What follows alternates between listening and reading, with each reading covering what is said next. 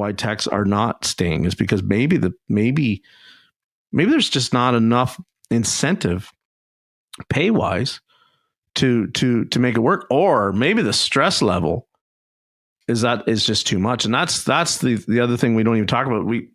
Everybody's like, techs want to make a 6 figures a year. You're darn right we do.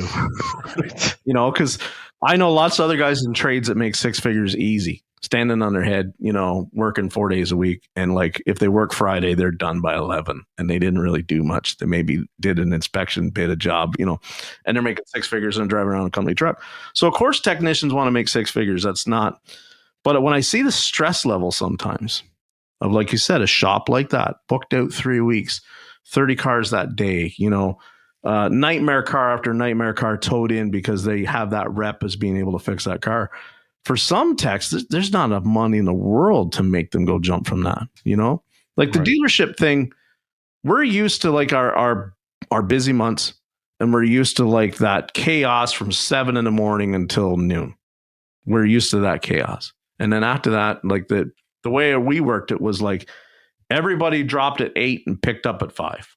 If you straggled in at 1:30 in the afternoon, you weren't getting looked at that day. It was just the way it was. Like, we had a drive through oil bay and that was it. Like, you might get there, and if it were really dead that month, like if it was January, which is slow traditionally up here, then we could get you in. We were dying to have you. We'll run out there and fist fight in the parking lot for which advisor gets that ticket, right? But the rest of the time, if we were busy, it was like you dropped off at 8 and we promised you at 5. And so when that little bit of chaos every day, I can handle that. It can be a really overwhelming opportunity for some techs